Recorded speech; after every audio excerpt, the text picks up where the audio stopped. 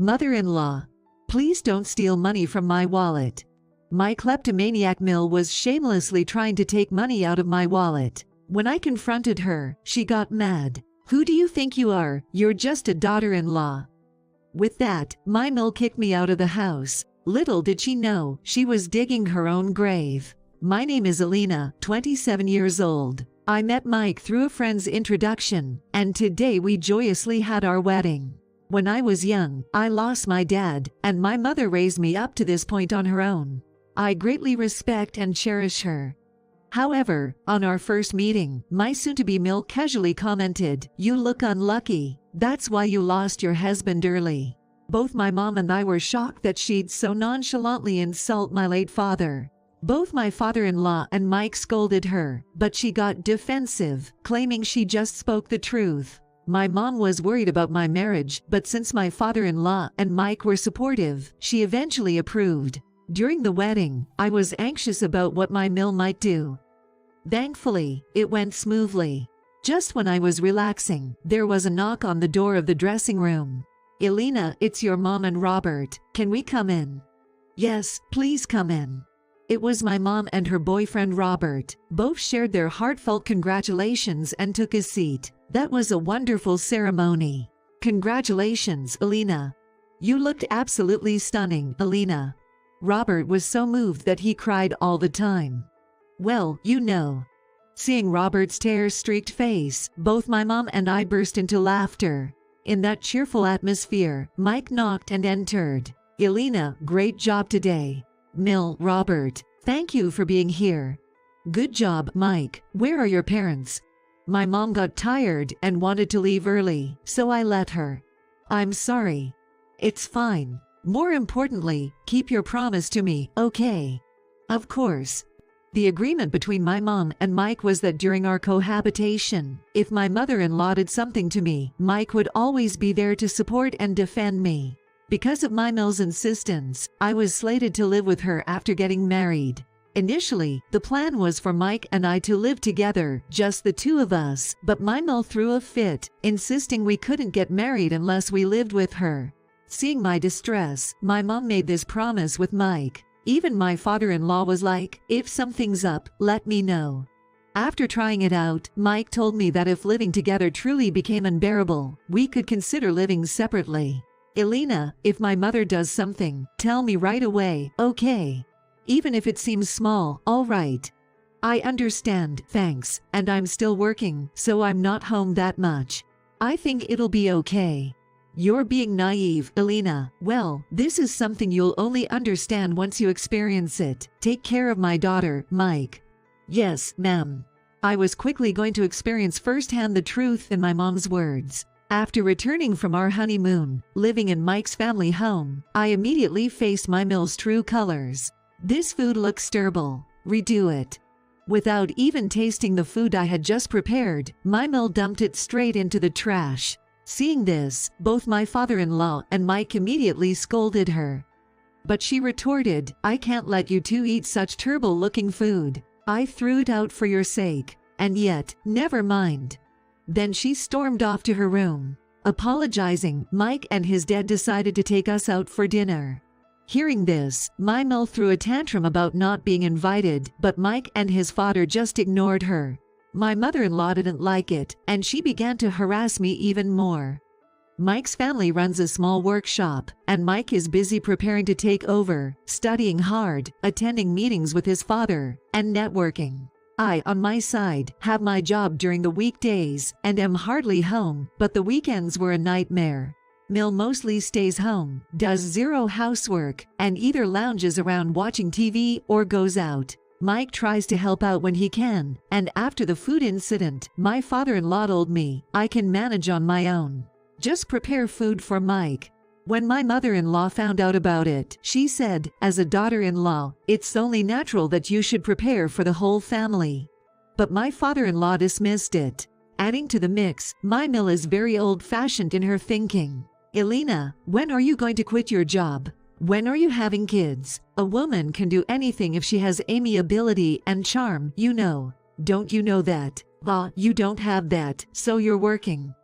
Given her comments, it's clear that my mill doesn't work and is a housewife. But, from what Mike has told me, she's almost incapable of doing household chores. Although she is technically an employee at my father-in-law's company, she's basically a ghost employee. She gets pocket money from my father-in-law in the name of salary, but if my mother-in-law likes something, she can't stand it and buys it immediately, so my father-in-law manages the money. Mike never lends her any money, so when she's short on cash, she comes to me asking for some. Elena, can you lend me some money? I'm sorry, but Mike told me never to lend you any money. I wondered, after all her mistreatment, why would she think I'd willingly lend her money? Even after refusing, she persisted. I'll make sure Mike and your dad don't find out, okay? I can't. Sorry. Please, Elena. I'm sorry. My mill tried to put on her best smile and pleaded, but when I kept refusing, she lashed out with her typical temper tantrum. Why the attitude? You're really stingy that you won't lend me even though I'm asking you so much. I can't believe it. That's why I'm always being mean to you. Does she even realize she's the one being mean? Honestly, it's amazing that someone as kind-hearted as Mike could come from a mother with such a character. Just when I was trying to mentally escape from my mill's drama, she stormed off somewhere, clearly irritated. When Mike came home and I reported how his mother had been pestering me for money, both he and my father-in-law scolded her. But far from showing remorse, my mill shot me a glare, saying, "You tattled." My sneaky mill, seemingly desperate for money, tried to rummage through my purse and take cash from my wallet while I was out of the room. Just then, we locked eyes as I walked back in. "Mill, don't you dare take money from my wallet. I can't believe this." I warned her, but she just snapped back at me. "Who do you think you are? You're just a daughter-in-law. You're basically stealing from someone else's wallet. How dare you speak up to me? Unbelievable. If you're going to be like this, just leave this house." I had reached my breaking point with my utterly selfish mill. Honestly, being cut off from such an unreasonable mill would be a blessing. I told her, "Fine," and started packing my things. All the while, she watched me with a smug grin, seemingly pleased. "Thanks for everything." It had only been a short 3-month stay with my in-laws, but I vowed never to live with my mill again, and headed home. I was so furious I completely forgot to inform Mike, but when he got home, he filled me in on his exchange with his mother. "Where's Elena?"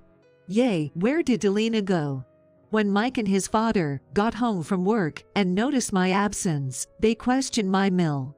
With a triumphant attitude, she said, "Oh, I just kicked that useless daughter-in-law out." While she laughed heartily, both Mike and father-in-law looked pale and concerned. Realizing they weren't amused, but still oblivious, she went on, "This is what I've been saying. I told you not to marry a woman from a single-parent family. All she does is disobey and defy me.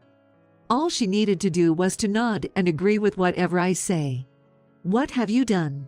Father-in-law shouted, more agitated than I had ever seen him. My mill looked taken aback, clearly not expecting this reaction. Father-in-law collapsed to his knees, looking like he'd seen a ghost, muttering, "It's over. My life is over." "What's the matter?" Mill seemed bewildered, unable to keep up with the turn of events. You've done something unthinkable. Why are you so angry?" "Elena is the stepdaughter of the CEO of the company we do business with." "What?" It seemed to finally dawn on my mill what she had done. Her face momentarily turned white, but she quickly recovered, insisting she did nothing wrong. "Mike, call Elena right now." I did. "She's at Robert's place now." "This is bad. Let's go right away." I received a call on my cell from Mike saying his father-in-law was forcibly putting his mill into the car and heading our way. It must have been inside the car. I could hear the mill's frantic shouts and the father-in-law's yelling. "Robert, you came to the wedding with my mother, is her new husband. Even though he's technically my stepfather, it turns out Robert is actually the boss of my father-in-law's business client. My mother had always said she wouldn't remarry until after I got married, so she hadn't met our families until the wedding, and wasn't seated in the family section at the ceremony. So, the mill doesn't know about this. My father-in-law only recently found out that Robert was my mother's new husband.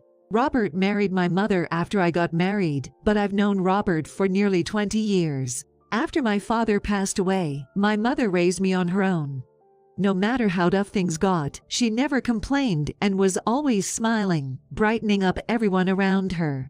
Robert, smitten by her, proposed to her, but she apparently told him she wouldn't marry anyone until after I was married.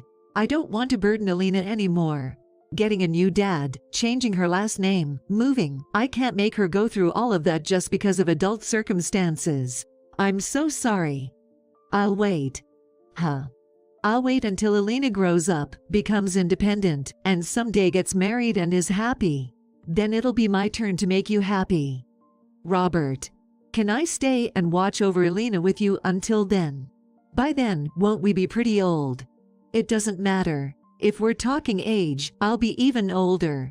Robert laughed heartily. My mother, tears in her eyes, just thanked him. Robert respected my mother's wishes, always saying he'd wait. They never officially got married until I did, but I knew they were deeply in love. Even as a child, after losing my father, I sometimes felt like if my mother married Robert, she'd be taken away from me. There were times I wasn't kind to Robert, but Robert always treated me lovingly, often taking us out or going on trips. He even tried to pay for my college tuition. My mother declined, saying it was a matter of principle. But that's the kind of relationship we had with Robert. Of course, my childhood home is now Robert's, so as the mill said, we went back to Robert's place. When we told Robert everything that had happened at the in-laws' place, and about the mill, he was livid. Considering the relationship with my father-in-law's company, he was boiling with anger when the doorbell rang. When my mother checked the monitor, there were images of my father-in-law, mother-in-law, and Mike. She asked Robert if they could be let inside. Robert replied, "Let them in," and unlocked the door to welcome them. Immediately upon seeing us in the tense atmosphere, both my father-in-law and Mike got down on their knees. "I'm deeply sorry. My wife was very rude to Alina. Mom seemed to have chased Alina out. I'm sorry. If Alina is uncomfortable, we can stop living together." While my father-in-law and Mike were apologizing, the person in question, my mill, stood defiantly with her arms crossed. "Oh, what are you talking about? Alina is the one to blame, right? I'm not at all wrong. Besides, if Alina is gone, who's going to do the housework?" I was dumbfounded and couldn't close my open mouth looking at the indifferent mill. I knew she lacked common sense, but I never thought she would go this far. It was my father-in-law who broke the silence. "I knew you were sheltered and naive, but I never imagined you'd go this far." He sighed in resignation and told Mimel that they should divorce. "We'll start the divorce proceedings as soon as tomorrow. I'm utterly disappointed in you." "What are you talking about? Why should I be the one to get a divorce? If anyone should, it should be Alina and Mike since she left on her own." The moment she was confronted with the idea of divorce by her husband, her earlier arrogance vanished. Mike joined in the confrontation. "Why should I divorce Alina? I love her. I have no intention of divorcing her. We only agreed to live together because you begged us, crying. And yet you treat Alina like a maid. Stop talking nonsense." My father-in-law nodded in agreement and said in a mix of exasperation and anger, "Your father asked me to take care of you, so I became your husband and took care of you. But no matter how many times I warn you, you never listen, and you never show any remorse. At this age, you're beyond my control."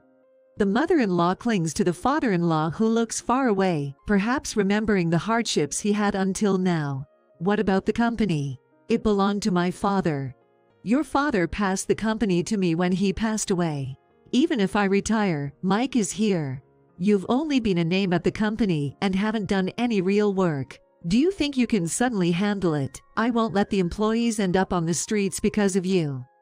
My mill seems to be looking for a way out as she's being blamed by her husband and Mike. By the way, my mill is a true blue daddy's girl. Raised in luxury, she's never really worked a day in her life, always living as a pampered princess. Without her husband's support, she wouldn't be able to handle household chores, let alone a job. My mill tried to cling to my father-in-law, but his decision seemed final. "Alina, say something." Out of desperation, she turned to me for support. I also think divorce is the right decision. Someone who tries to steal money from another's wallet and then retaliates when called out on it, who knows what she might do next? What are you talking about? To the two who might not know the real reason I left, I explained, the cause was Mel trying to steal money. Their faces drained of color. I can't believe this. It's unbelievable. Oh, stop exaggerating. I was just borrowing a bit. Both my mother and Robert retorted to the unapologetic Mill. In general, that's called theft, which is a serious crime. I had thought you were an unreasonable person, but I object to returning my daughter to a place where someone like you resides. I object too. Elena may not be blood related, but she's my precious daughter. How can I return such a dear daughter to someone who treats her so poorly? There's nothing I can say in response to that. We are truly sorry. Ever since we started this conversation, both your father-in-law and Mike have been repeatedly apologizing, but you haven't said sorry once. You're the cause of this, aren't you? Why can you act like this? Both of them kept apologizing, but the Mill showed no sign of remorse. Well, that's because... Look, I've seen a few people like you in my time, so I can pretty much guess. I'd recommend a divorce if I were you. Don't make decisions for me. The one being unreasonable is you. Enough is enough. I'm telling you, I'll go to court if I have to, but I'm divorcing you. That's final. No, please. The father-in-law really did have the divorce papers ready, with his part filled out. He was ready to take it to court if the Mill refused. Finally getting the gravity of the situation, the Mill relented and signed the divorce papers. Handing over half the assets to the Mill, the father-in-law looked strangely relieved. Mike kept his promise to my mom and cut ties with the Mill. The father-in-law also washed his hands off her. Even after the divorce, the Mill couldn't control her shopping habits and quickly burned through her share of the assets. The Mill tried several times to reach out to the two of them, but they've completely blocked her out. I happened to spot someone who looked like the Mill the other day. She had aged significantly, her once proud and arrogant demeanor gone, looking so frail as if she might collapse if touched. Her whole aura had changed. Because of her attitude, she's always been kept at arm's length. Now, after this whole debacle, negative rumors about her spread like wildfire. There seems to be no one left willing to help her. It's said that she's finally feeling remorse for her actions. As they say, don't stand before you regret it. Some days later, the father-in-law and Mike visited Robert with a box of chocolates to apologize. When I explained to Robert and my mother that my mother-in-law had disappeared, they warned them to not let it happen again.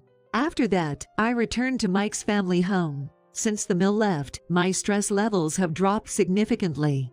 Not only me, but both the father-in-law and Mike seem to be smiling a lot more. Soon after, I found out I was pregnant, and the whole family was overjoyed.